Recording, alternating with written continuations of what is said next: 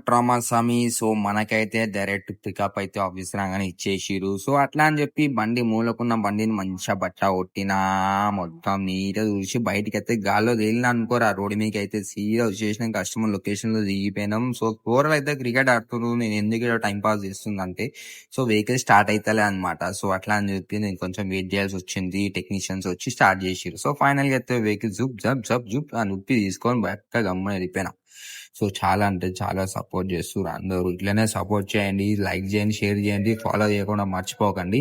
So, ఇంకోటేందంటే చాలా మంది కొన్ని వెహికల్స్ కోసం అడుగుతుర్రనమాట. సో, సెకండ్ హ్యాండ్ వెహికల్ తీసుకోవాలా వద్దా అన్నట్టు. నేను చెప్పిన మట్టుకైతే ఒక 50,000 కిలోమీటర్ తిరిగిన బండి తీసుకుంటే బెస్ట్ అనిపిస్తది నాకైతే సెకండ్ హ్యాండ్ అయితే.